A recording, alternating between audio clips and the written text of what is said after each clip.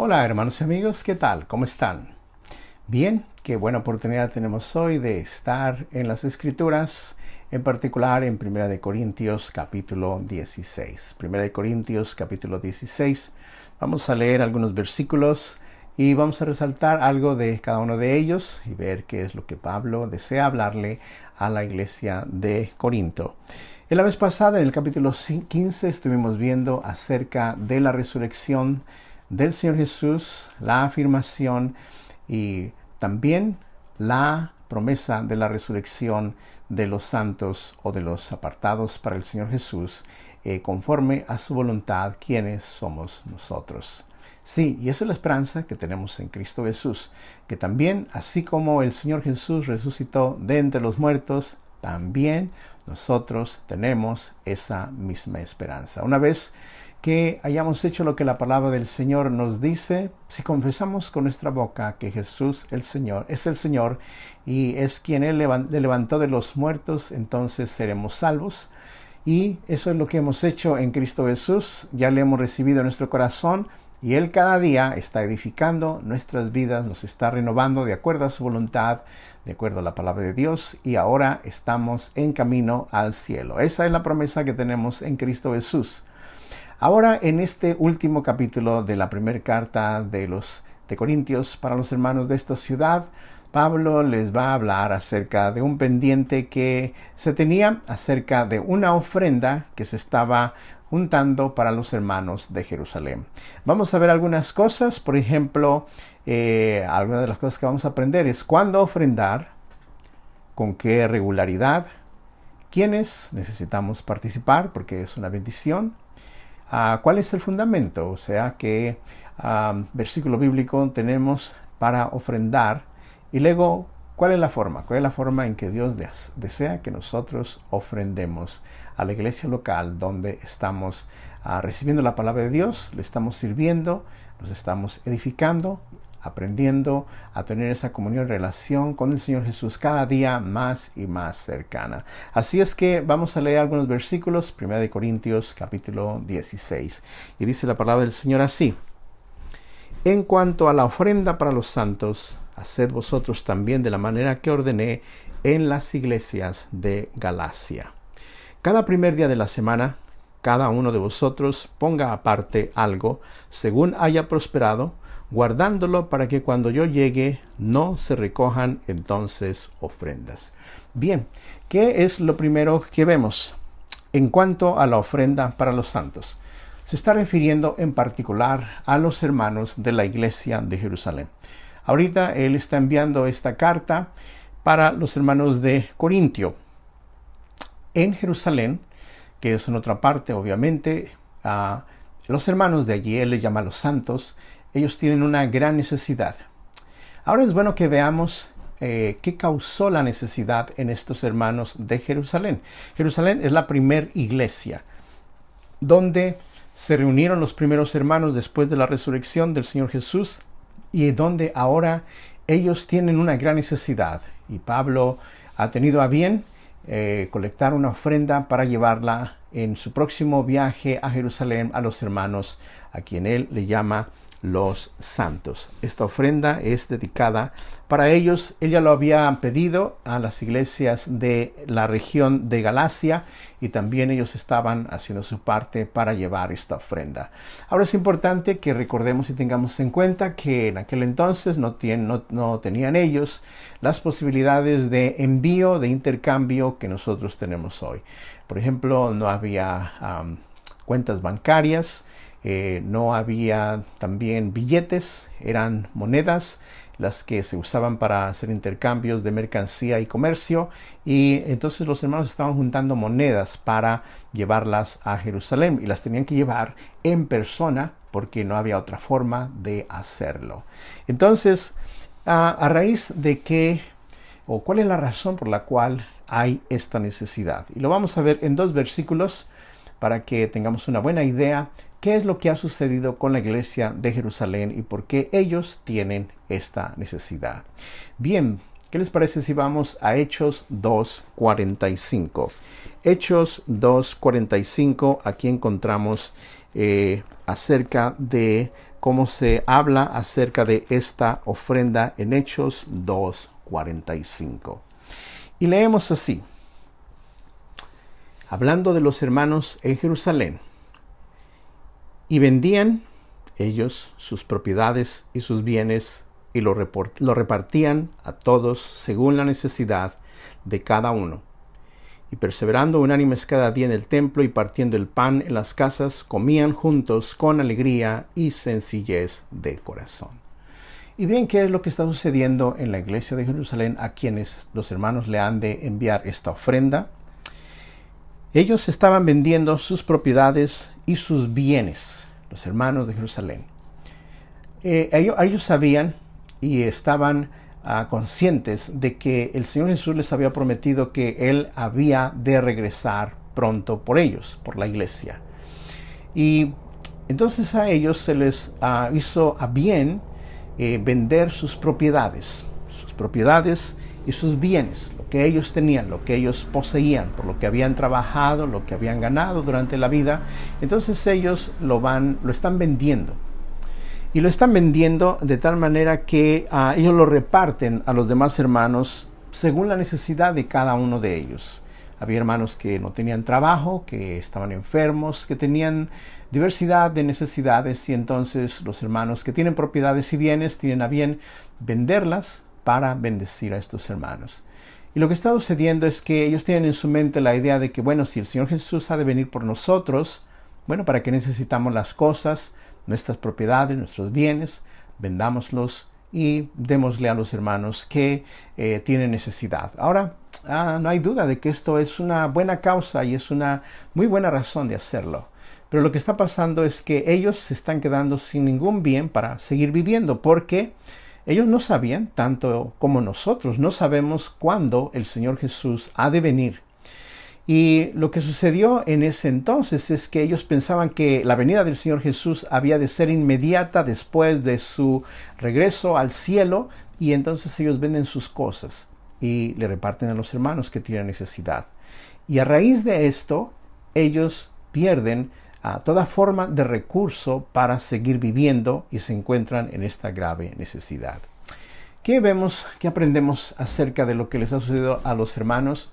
Que sí, es bueno compartir nuestros bienes, pero no está bien quedarnos totalmente sin nada. Si el Señor nos habla a ser benévolos, a ser dadivosos, a ofrendar a las personas que lo necesitan, pero no nos dice que dejemos todo, vendamos todo y nos quedemos sin nada, sino cada día ha de traer su propio afán, y cada día necesitamos comer, necesitamos vivir en algún sitio, y no es bueno que nos así deshagamos de todas las cosas que tenemos para compartirlas con las demás personas.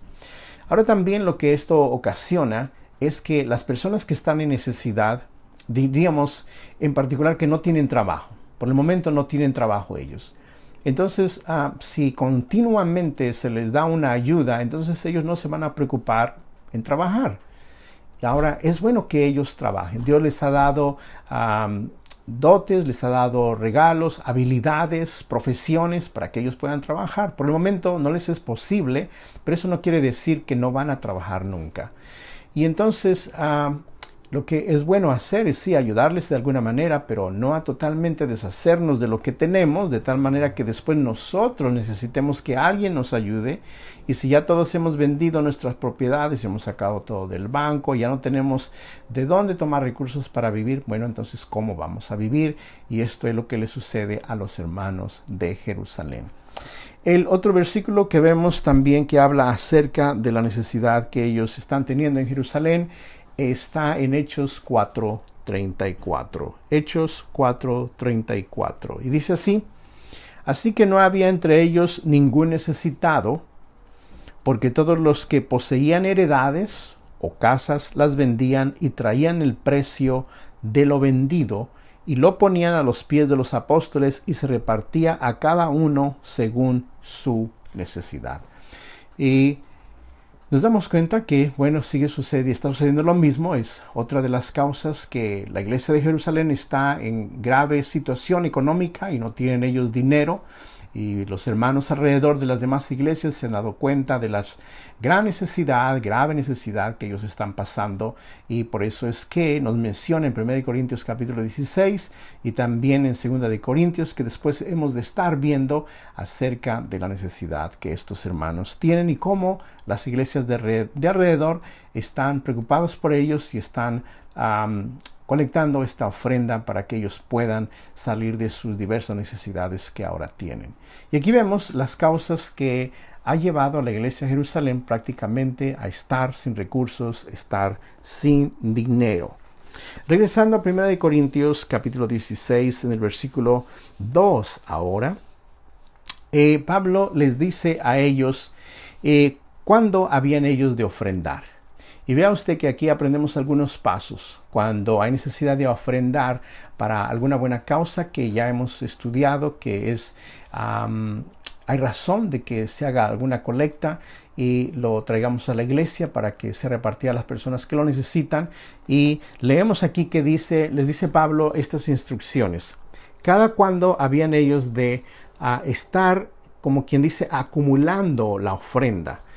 No era una sola vez, sino que ellos iban a estar acumulando poco a poco la ofrenda para los hermanos. Dice, cada primer día de la semana, cada uno de vosotros ponga aparte algo. Entonces ellos lo van a hacer cada domingo. Ese es el primer día de la semana. Ahora recordamos que ellos se reunían el primer día de la semana como un servicio, una reunión bastante importante para ellos, porque ese fue el día que resucitó el Señor Jesús. Esa es la razón por la cual ellos se reunían el primer día de la semana. Ahora, hoy día las iglesias se reúnen en diversos días, pero hay un día especial en particular que la mayoría de las iglesias se reúnen, y eso es el día domingo. ¿Cuál es la razón? O diríamos, ¿por qué ellos no lo hicieron en el día sábado, que era el día de descanso?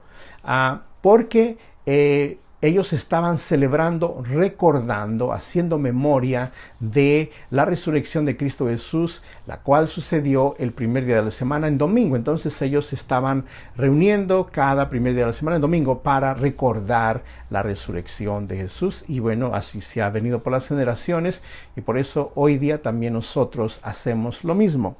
Entonces, ahora hay otros servicios durante la semana, otras reuniones para jóvenes, para mujeres, para hermanos, o diversas actividades que hay, pero bueno, tenemos un día en particular especial que nos reunimos. Entonces Pablo les dice, ese día, el primer día de la semana que ustedes se reúnen, pongan aparte algo. Vean que esto es una acumulación de la ofrenda, lo están haciendo poco a poco.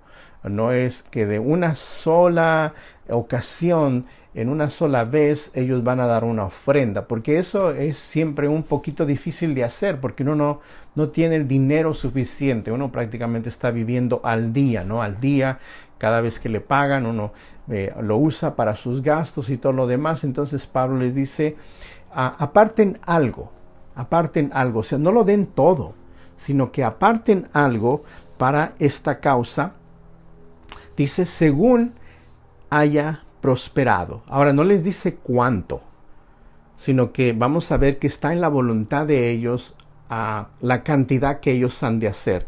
Les dice sí, según haya prosperado. Entonces hay diversidad de ingresos, de salarios, de carreras, de profesiones, donde tenemos variedad de hermanos y hermanas que reciben salarios diferentes porque tienen diferentes profesiones. Cada profesión paga diferente. Entonces dice, de acuerdo a lo que haya prosperado, guardándolo para que cuando yo llegue no se recojan entonces ofrendas. Entonces lo iban a estar guardando para que cuando ya él llegara, Pablo llegara, no se colectara la ofrenda en ese día que él iba a estar allí con ellos, sino que lo estuvieran haciendo poco a poco. Y esto nos habla acerca de que es importante. Ellos tenían una meta, un motivo por el cual guardar dinero. Ahora, muy independientemente de que ellos lo están guardando para la iglesia de Jerusalén, es algo que nosotros hoy día podemos aprender. Es bueno guardar dinero con una meta, por alguna razón, para comprar algo de lo cual tenemos necesidad. Y vean ustedes que es importante que tomemos en consideración que no estamos viendo aquí que ellos estaban pidiendo dinero prestado para ofrendar, ¿verdad? Pablo no les dice vayan y pidan prestado a sus amigos que tienen dinero o alguna otra persona que tiene dinero para que les preste el dinero, porque eso ya traería una deuda a las personas. Entonces, él les dice vayan acumulando poco a poco, poco a poco se va ahorrando. Ahora, en el sentido donde ahorramos poco a poco, es importante tener una meta. ¿Para qué lo vamos a usar? Y solamente lo vamos a usar para esa meta solamente. No malgastar, mal usar o mal administrar el dinero, los bienes que el Señor nos ha dado, sino a saberlos usar y administrar con sabiduría de acuerdo a la palabra de Dios. Entonces, a ellos les pide que hagan esto, lo vayan haciendo poco a poco y que no recojan la ofrenda el día que Él llega, ¿verdad? Él no quería, como quien dice, que pareciera que lo estaban haciendo para Él, estaban juntando la ofrenda para Él. Y vemos desde ya en lo que estamos leyendo que Pablo tiene mucho cuidado que no se piense que la ofrenda es para Él. Él tiene mucho cuidado de esto, porque él prefiere darles a los hermanos la palabra, su visita, su consejo y todas las cosas espirituales que hemos estado leyendo y que tenemos en el resto de las cartas de Pablo. Él no está ahí para cobrarles, para sacarles el dinero, para hacer uso de la voluntad de ellos y tomar ventaja de esta benevolencia que ellos tienen de dar y enriquecerse él como un bien para su persona, para comprarse cosas, esto o aquello. Él trabajaba, por lo que hemos estado leyendo, él trabajaba hacia tiendas de campaña, entonces él tenía una profesión, un empleo y de ahí sacaba para sus necesidades. Sí, había iglesias que le daban ofrendas y lo ayudaban, pero él tiene el cuidado de que él no esté en medio de una situación donde parezca que él se está enriqueciendo y no se está usando el dinero para los hermanos que realmente lo necesitan en Jerusalén. Luego en el versículo 3 les dice, cuando haya llegado a quienes hubieses designado por carta, a estos enviaré para que lleven vuestro donativo a Jerusalén. Ahora vean ustedes, otra de las precauciones que Pablo toma es que les dice a los hermanos, ustedes asignen personas las cuales ellos van a ir conmigo a dejar esta ofrenda, llevarla a Jerusalén, llevar este donativo. Y les dice que lo hagan ¿cómo? Por carta, que lo hagan escrito. ¿Por qué es importante considerar esto y hacerlo por escrito? Para que no haya un malentendido. No haya un malentendido. Y algunos dijeron, bueno, ¿a quién dijeron que iba a ir? O que fulano, que sutano, que mengano. ¿Quiénes van a ir? Y se haga una confusión de las personas que van a ir. Él quería que lo hicieran por escrito, que le enviaran una carta y le dijeran, ok, Pablo, estos son los hermanos que nosotros hemos asignado. No que Pablo había asignado, sino que los mismos hermanos de Jerusalén habían designado de que fueran con él para llevar la ofrenda.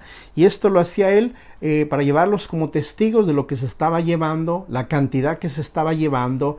Estos hermanos iban a tener conocimiento de ello y entonces Pablo quería mantenerse responsable de llevar el dinero, pero que no fuera algo por el cual él tuviera que meter manos en la ofrenda y luego pensara que esta ofrenda él había tomado algo de ella.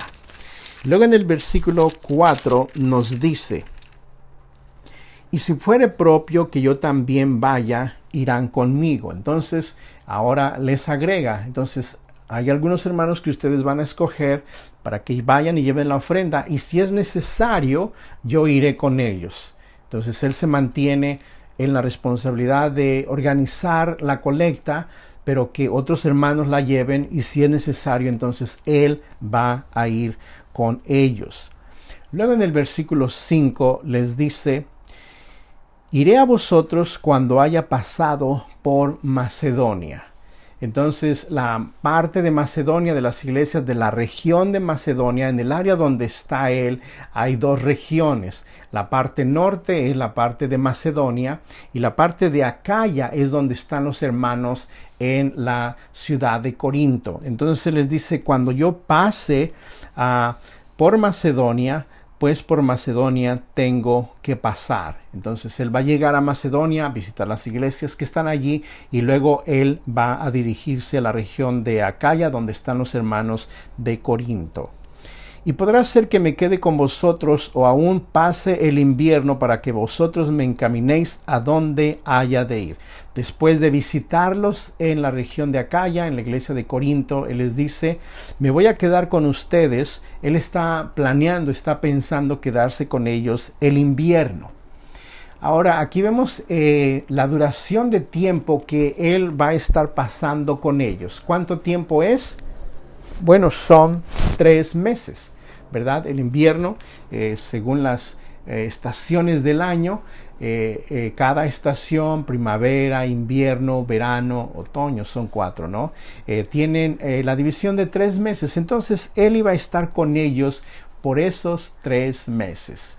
Diríamos que nuestro calendario sería octubre, noviembre y diciembre, que él iba a estar con ellos visitándolos por 3 meses. Entonces Pablo diríamos no hacía visitas de doctor, ¿verdad? Visitas de doctor es un día o 2 días o unas horas y luego se iba, sino que él deseaba pasar bastante tiempo con ellos, enseñándoles, explicándoles, compartiendo la palabra de Dios, orando con ellos. Ahora 3 meses es bastante tiempo, pero él consideraba que era necesario, si le fuera posible, estar con ellos allí durante este tiempo. En el versículo 9 les continúa diciendo, porque sé que me ha abierto, versículo 7, porque no quiero veros ahora de paso, pues espero estar con vosotros algún tiempo, si el Señor lo permite. Y vean ustedes cómo aquí tenemos esa frase que comúnmente se usa en la familia cristiana, si el Señor lo permite voy a llegar a tal lugar.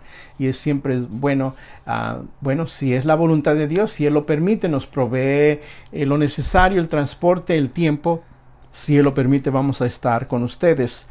Y les dice en el 8, pues estaré en Éfeso hasta Pentecostés. Esto es en otra región de ese lugar donde él ahora está y planea después visitarlos a ellos después de Pentecostés. Del versículo 9, porque se me ha abierto puerta grande y eficaz y muchos son los adversarios. Ahora aquí vemos algo. Algunas veces no les ha sucedido a ustedes que le pedimos a Dios, Señor, ábrenos las puertas. Eso quiere decir las oportunidades para que podamos compartir el evangelio, ¿verdad? Esas son las oportunidades que estamos buscando. Ábrenos las oportunidades para compartir el evangelio, para un trabajo, para ser personas que estamos testificando en esta nueva etapa de nuestras vidas, pero además que va a traer una nueva oportunidad, un nuevo empleo, una nueva profesión, vivir en una ciudad nueva. Sobre todo cuando estamos con nosotros mismos llevando el evangelio de Cristo Jesús, ya sea en una mejor profesión, un trabajo diferente, en algún negocio diferente, donde podamos ser luz, porque lo somos, y no solamente lo somos cuando estamos en la iglesia, ¿no? Somos luz para el Señor donde quiera que estemos, en la escuela, en el trabajo, en la calle. No sabemos en qué hora el Señor nos va a dar una buena oportunidad, va a abrirnos las puertas para que testifiquemos y hablemos de Él, ¿no? Pero ¿qué va a contraer o qué contrae cuando se abren las puertas? Bueno, cuando se abren las puertas también hay adversarios. O sea, hay personas que no les va a gustar lo que estamos haciendo. Adversario es un enemigo. Nuestro enemigo es Satanás, sus demonios. Y él va a utilizar personas, situaciones para traernos adversidad. Entonces, ¿qué podemos esperar de una nueva oportunidad, de un nuevo propósito para mejorar nuestra profesión? ¿Qué podemos esperar a la par con ello? Adversidad, problemas, dificultades. Así es que, hermano, hermana, no es una sorpresa si se avecina una adversidad.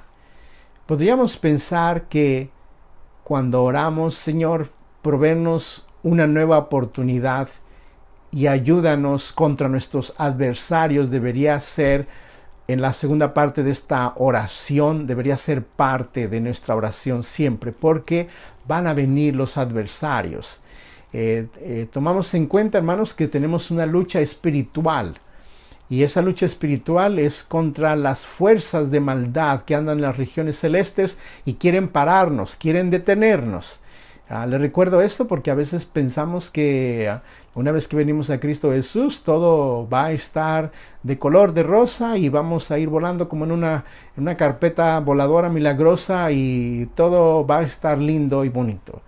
Bueno, todo es lindo y bonito en el Señor, pero junto con nuestras bendiciones también vienen situaciones difíciles.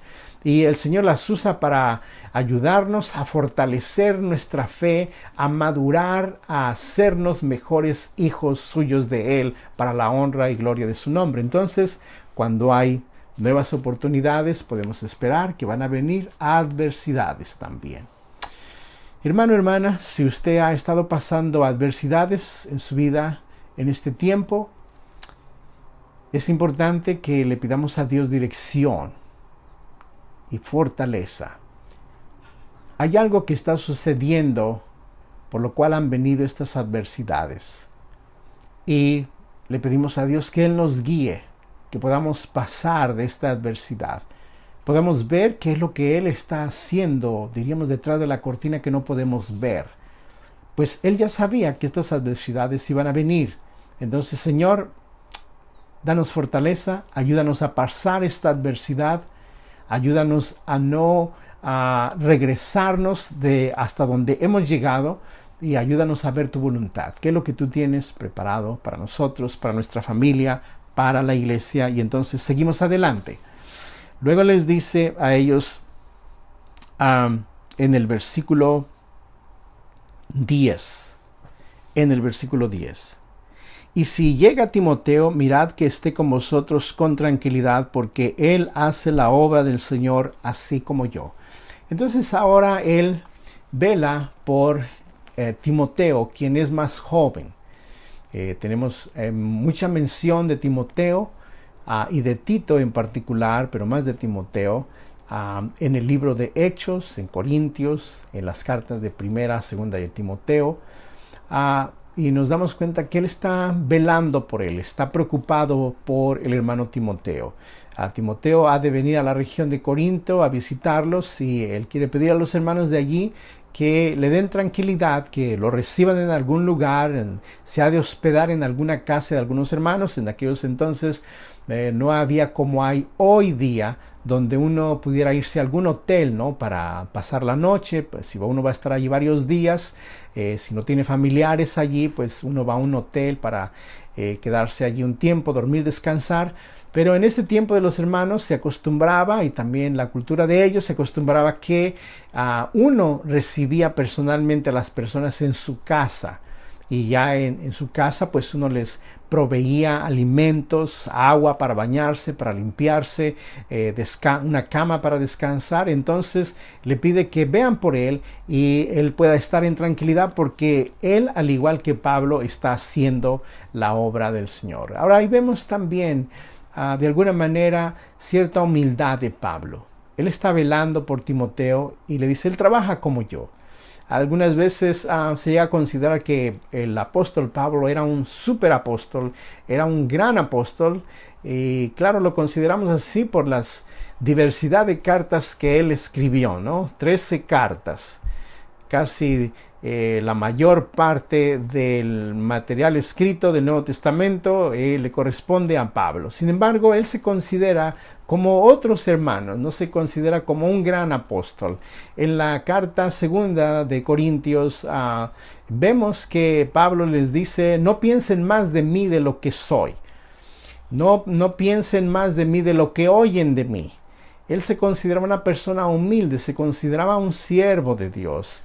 Si no mal recuerdo, en cada una de las 13 cartas de Pablo, él en su primer versículo de introducción, de salutación a los hermanos, a las iglesias, él se llama a sí mismo: soy un esclavo de Dios, soy un esclavo del Señor Jesús, soy un siervo del Señor Jesús. Él no se consideraba un superapóstol, él no se consideraba atraer hacia sí cierta fama, cierta forma de hacer de él una celebridad. Eso es algo que se hace hoy muy común. Sin embargo, Pablo se consideraba un siervo de Dios. Ahora, bueno, nosotros también lo somos. Somos siervos del Señor Jesús. No somos celebridades. No es bueno hacer celebridades de los hermanos, de los líderes, de los pastores. Pues los primeros apóstoles no se consideraban celebridades. No sé qué ha pasado, que hoy día tenemos por ahí celebridades como líderes de la iglesia. Pablo no se consideraba una celebridad. Él mira por su amigo, su hermano, su hijo espiritual, Timoteo, que lo cuiden, sean con él, le provean para que él esté tranquilo. Versículo 11. Por tanto, nadie le tenga en poco, sino encamínenle en paz para que venga a mí, porque le espero con los hermanos. Nadie le tenga en poco. Es una frase que Pablo utiliza en las cartas de Timoteo o a Timoteo, donde le dice: nadie tenga en poco tu juventud. Es considerado que Timoteo era de una edad más joven que Pablo. Se cree que él estaría entre sus 30 años, todavía joven. Si usted tiene 30 años, bueno, considérese joven todavía. ¿Qué sucede cuando alguna persona joven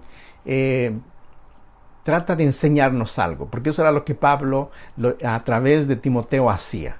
Timoteo iba, le llevaba las cartas y les enseñaba algo. Ahora, ¿qué piensa uno cuando una persona joven le enseña a uno? Algunas personas toman esto como una ofensa. Usualmente uno cree que los más grandecitos de edad debemos de enseñar a los menores. Ellos nos tienen que oír, poner mucha atención, no deben de interrumpir, porque está hablando el hermano fulano, el señor fulano, el profesor sutano. Y entonces, bueno, lo mismo sucedía con Timoteo. Cuando él venía a enseñarles, algunos hermanos le consideraban poco. ¿Me va a enseñar este hermano? Pues, ¿qué me puede enseñar él? Yo tengo más años que él. Hermano, cuando uno llega a pensar que ya uno no puede ser enseñado, uno está corriendo un grave peligro. Porque el ser humano nunca deja de aprender algo. Cuando pensamos que ya no necesitamos aprender algo, nos cerramos las puertas para aprender algo nuevo que nos puede hacer mejores.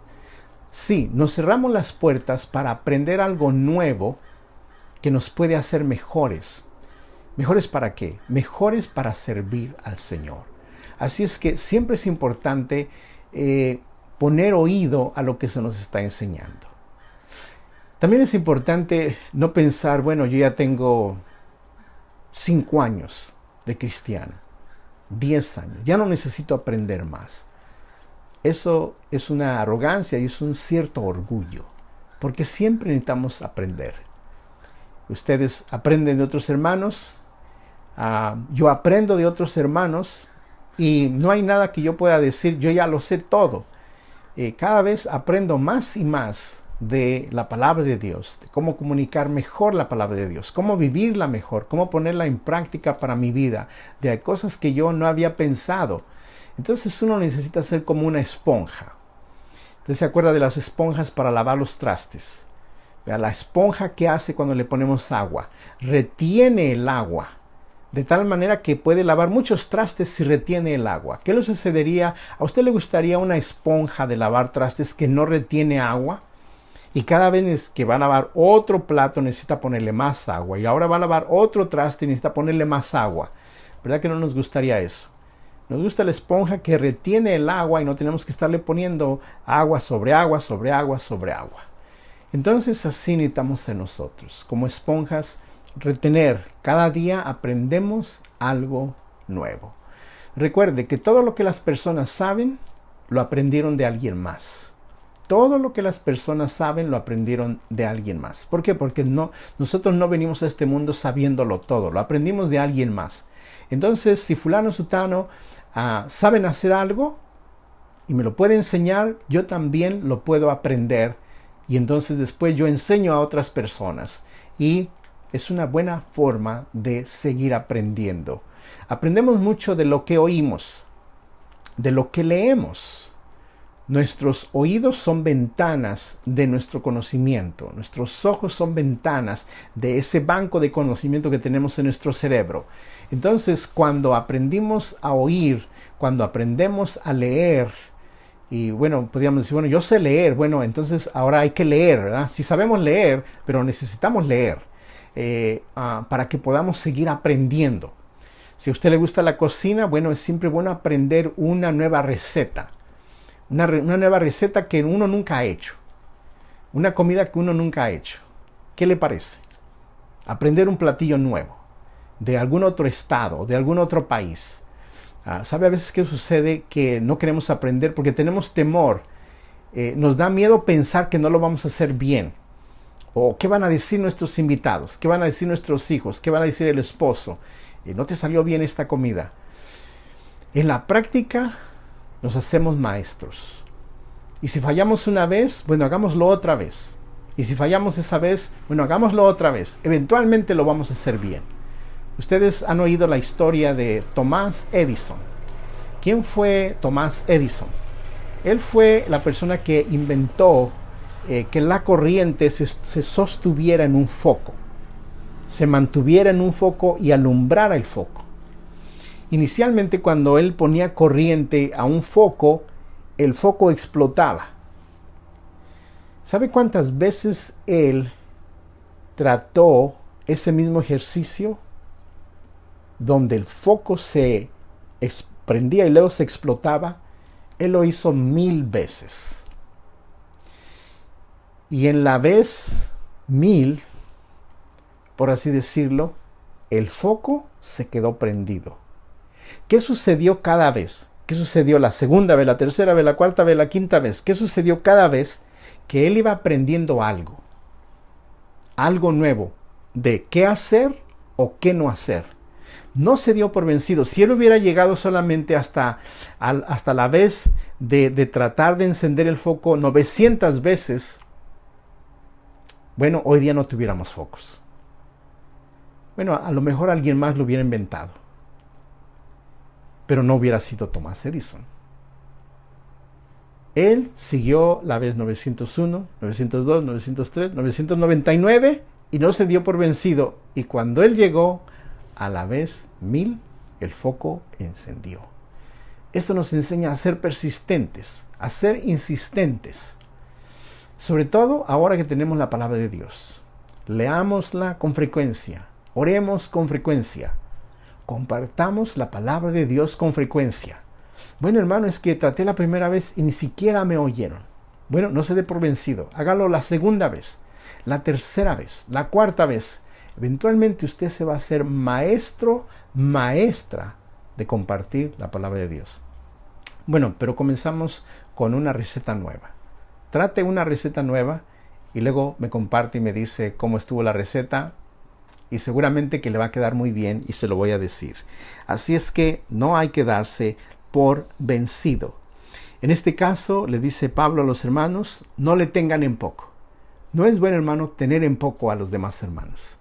A los que son más jóvenes, o los que son menos jóvenes, o los que van llegando por primera vez, por segunda vez.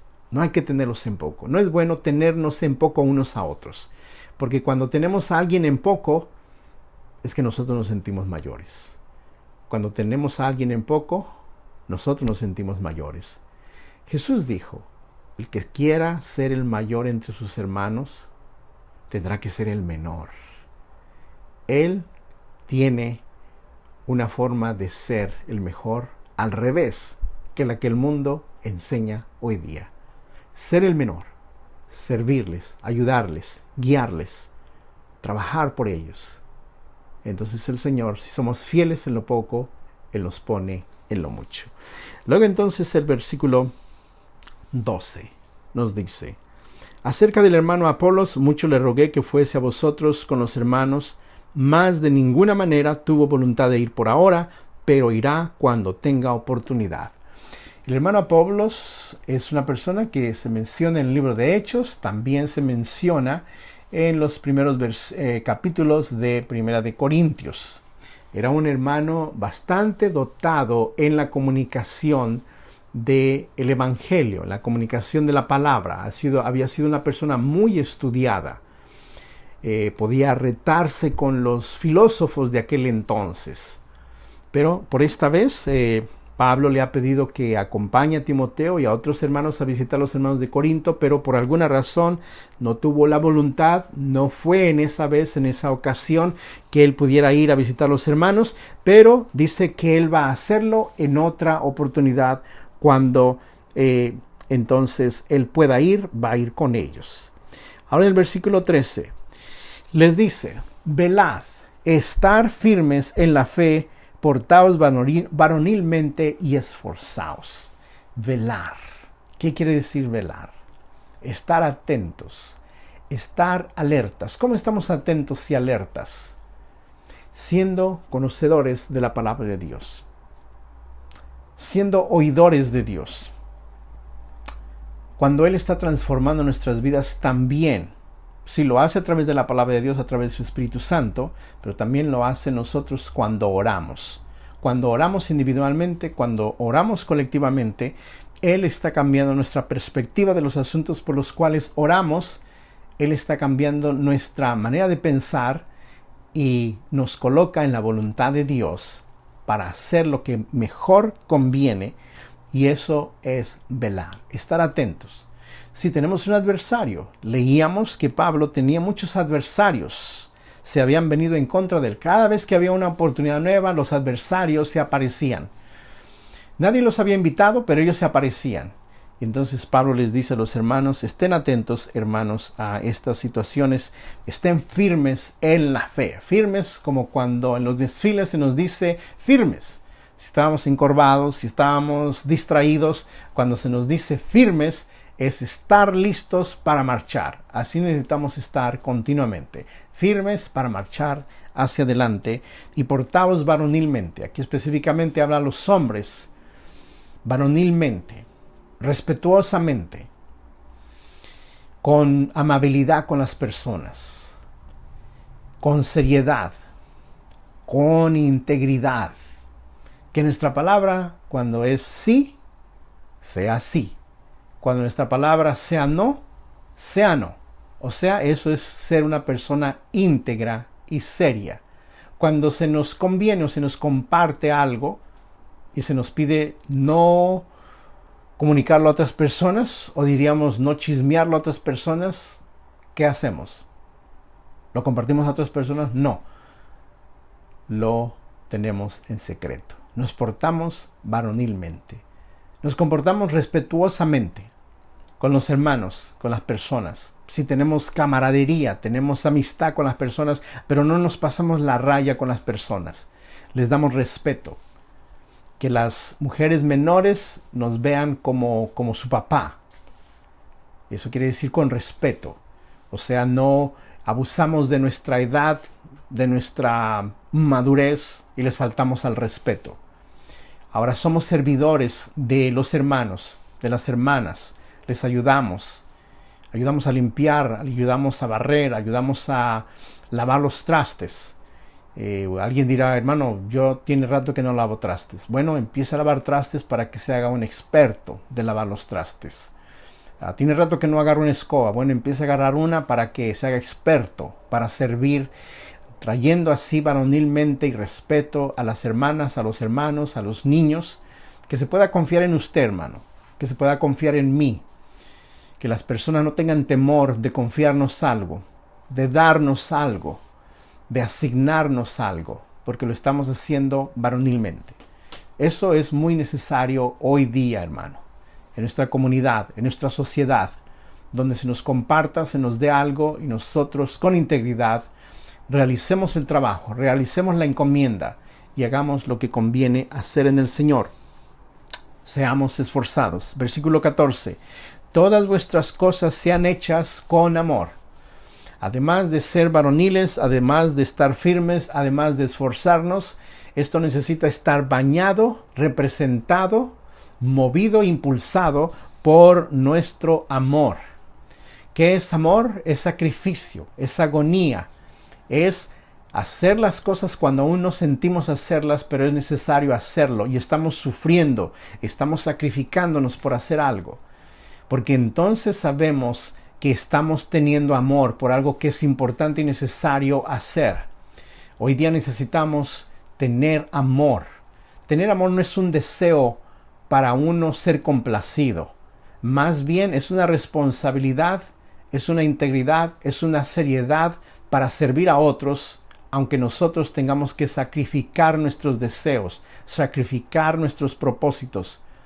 Eso es amar a otras personas. Necesitamos muchos hombres, muchos padres, muchos abuelos que sean hombres de amor. Pareciera que en nuestra cultura hoy día amar solamente tiene que ver con lo sexual.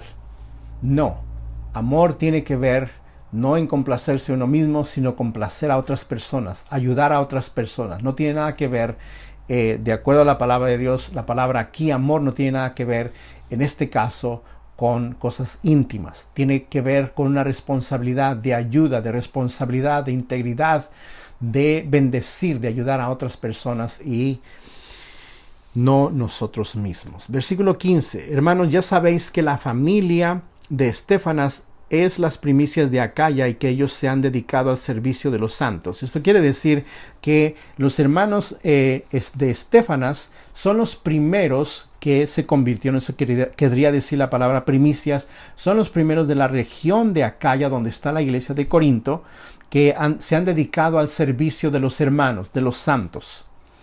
Por lo tanto, él dice, os ruego que os sujetéis a personas como ellos, o sea, obedezcan a hermanos que son personas como ellos, que se dedican al servicio de los hermanos. Sujétense a personas como ellos, no solamente a la familia de Estéfanas, sino también a otras personas como ellos y a todos los que ayudan y trabajan. Siempre es bueno no ocasionar problemas, sino ser responsables y sujetarse a otras personas. Si nos dice, hermano, podría hacer esto, y nosotros digamos, amén, hermano, claro que sí lo voy a hacer. Podría traer esto, y si están las posibilidades de uno decir, sí, hermano, cuente con ello, yo lo voy a traer. Y bueno, no esperamos que no venga ni traiga lo que iba a traer, sino que uno, por su integridad y porque uno es responsable, bueno, uno llega allí y uno lleva lo que va a llevar, o uno hace la encomienda que se le ha dado. Eso siempre es bueno, es hermoso, es delicioso cuando habemos hermanos, hermanas, que somos responsables y obedecemos a los demás. Me regocijo con la venida de Estéfanas, de Fortunato y de Acaico, pues ellos han suplido vuestra ausencia. Pablo extrañaba a los hermanos de Corinto, y al ver a estos hermanos que vienen de la iglesia de Corinto, de la región de Acaya, él se siente muy bendecido y muy regocijado, o sea, altamente contento y alegre por recibir a estos hermanos que representan a la iglesia de Corinto y están visitando a Pablo. Dice el versículo 18, la razón es porque confortaron mi espíritu y el vuestro. Reconoced pues a tales personas. Esto quiere decir, tómenlos en consideración. Ellos han venido a servirme, me han traído gozo y alegría, así es que reconózcanles, sean con ellos. Es una bendición tener a estas personas que han venido a visitarme de parte de ustedes. Versículo 19, las iglesias de Asia os saludan, y aquí comienza él a darles el despido en este saludo, y les dice, las iglesias de Asia os saludan. Aquila y Priscila con la iglesia que está en su casa os saludan mucho en el Señor.